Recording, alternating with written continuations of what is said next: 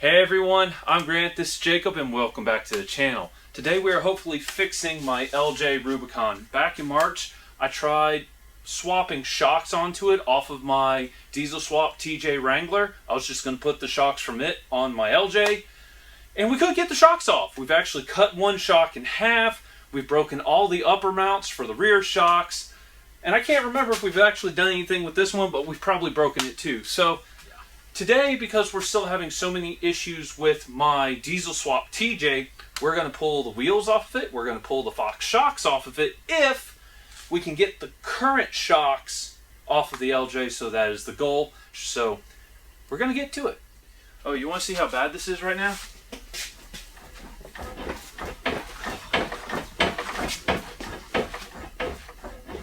Definitely no shocks. Holy cow. Here's where I left everything off back in March.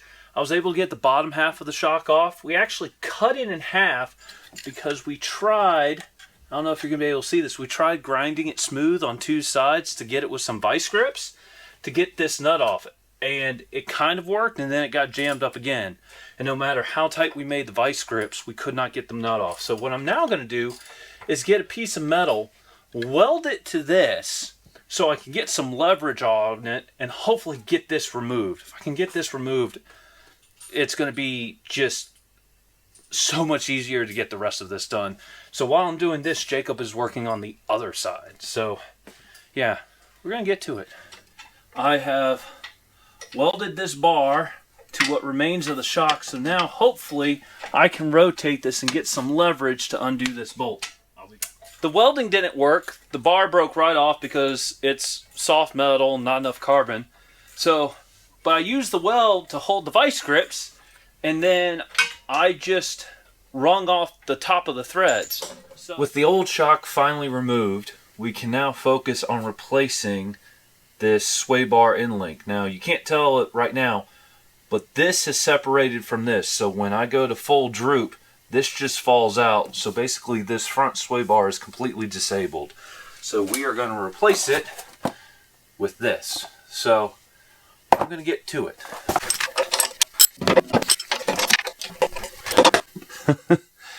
And that is how you know this end link was bad.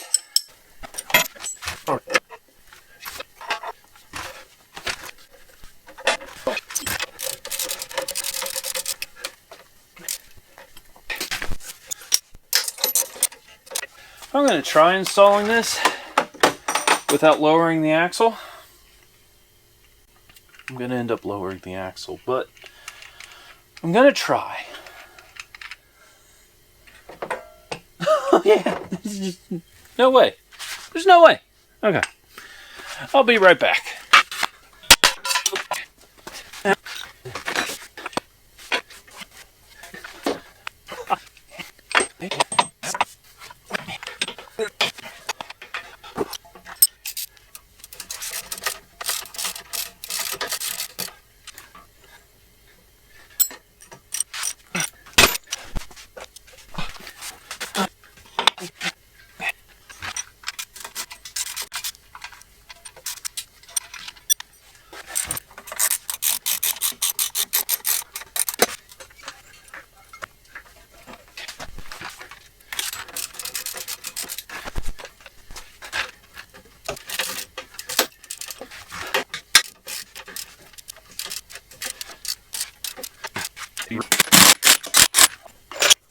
Now we're on to the passenger side. I have a right-hand drive. Had to think about it for a hot second. So Jacob, the other day, had taken apart this side. So this has already been torn down. I went ahead and already got the shock off of my diesel swap TJ Wrangler. So now all we're going to do is install the shock and replace the end link for the sway bar. So I'm going to get to it.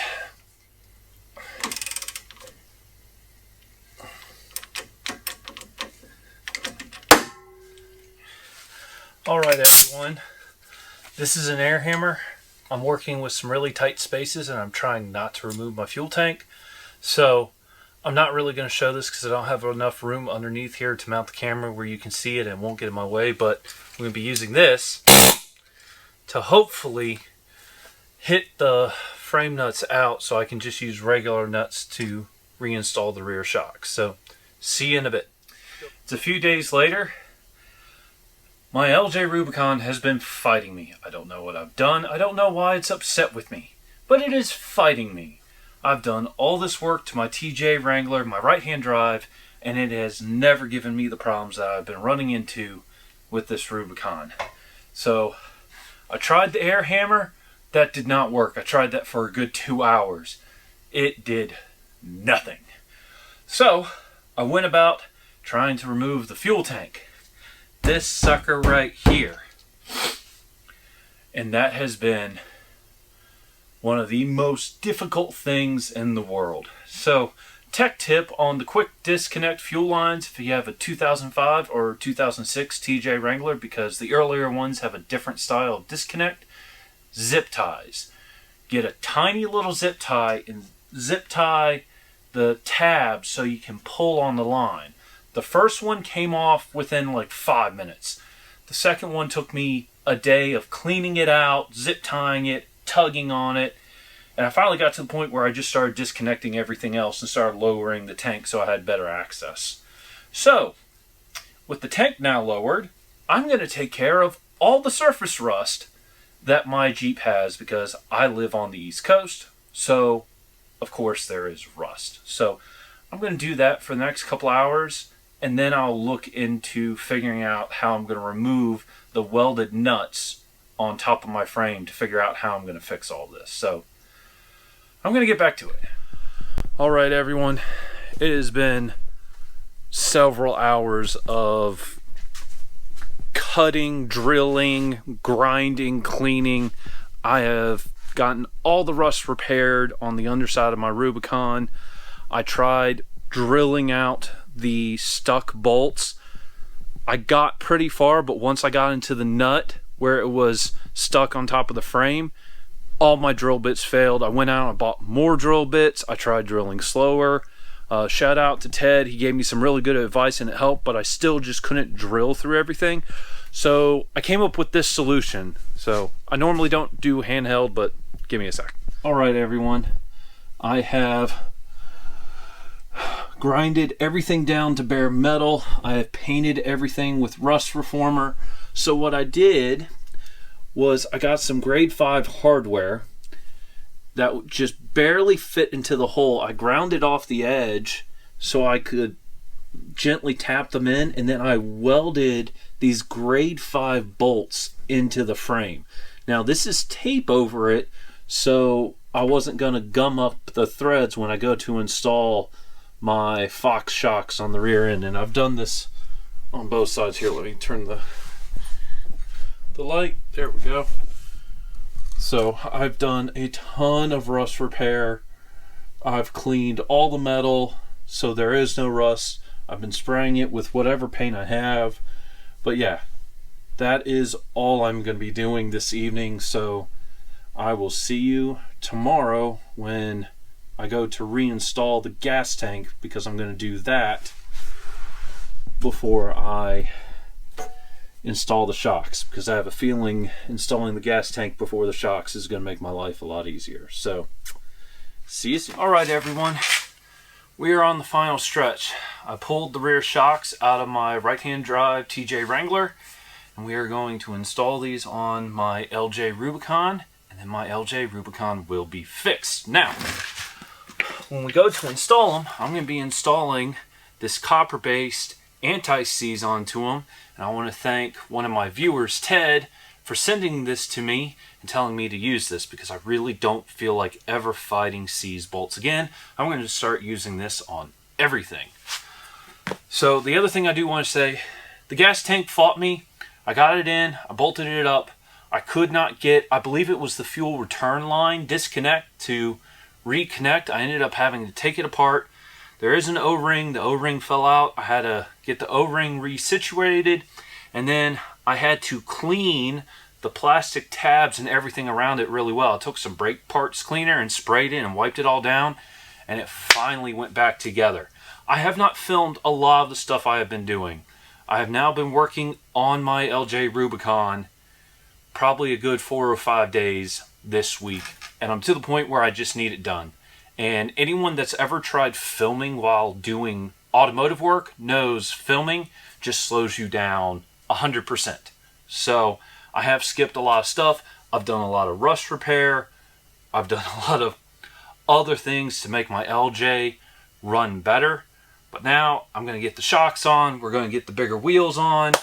I mean, as you can see, I haven't driven this in so many months. The brake rotors have actually started to surface rust. So going to do a couple of slow accelerations and stops to clean up the rotors. It's not the best thing for them, but these rotors need to be replaced in the future anyway. So next time I go to do pads, I'm going to just go ahead and put all new rotors on it at the same time. So with that said, I'm going to get back to work.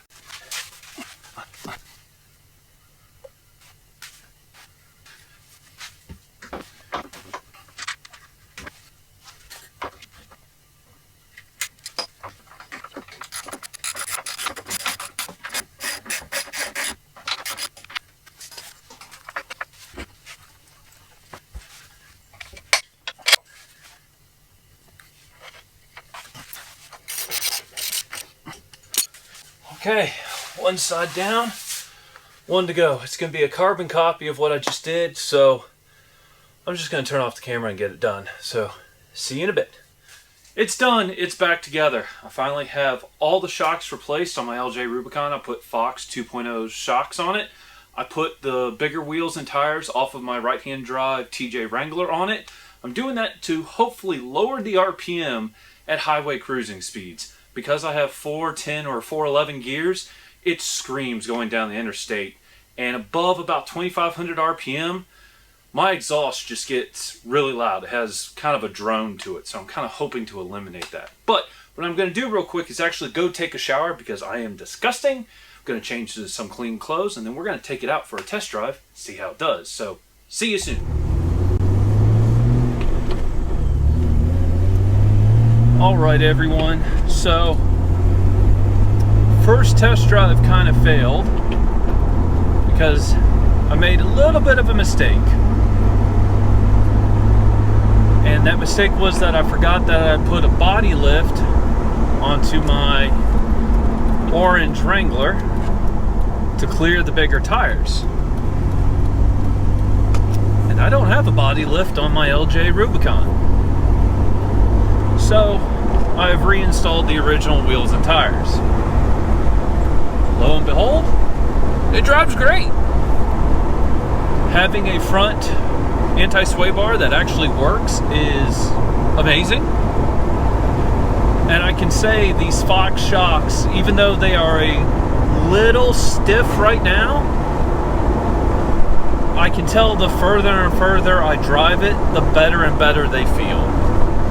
So overall, I am extremely happy with the way my Wrangler Unlimited feels on the road. This is the best it's ridden since I've owned it. I've owned it now a little over a year.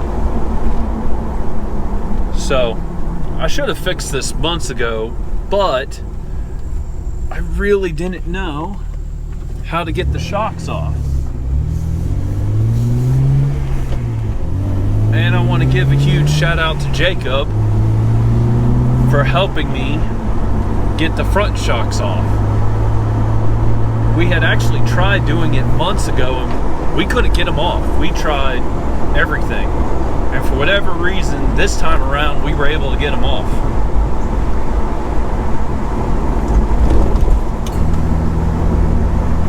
That's usually a really rough spot. Now, I actually slid to the left, but from absorbing the shock, that was not bad. So here's the thing that now confuses me. I have a functioning front anti-sway bar. I have 4 good shocks.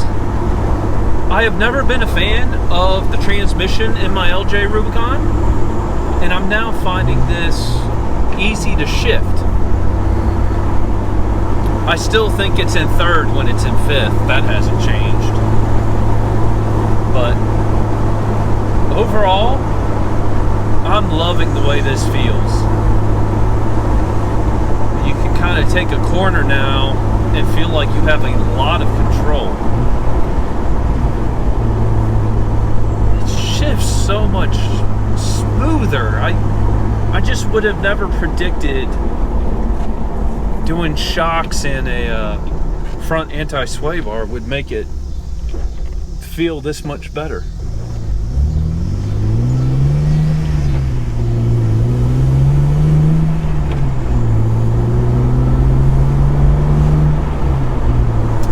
Well, everyone, I think that's all I have for this video. Thank you so much for watching. Please consider subscribing to the channel. And yeah, take out more than you bring. Let's keep the trails and everything nice and clear so everyone can enjoy them. And I will be seeing y'all very soon when I hopefully get some parts from my diesel swapped TJ Wrangler. Goodbye.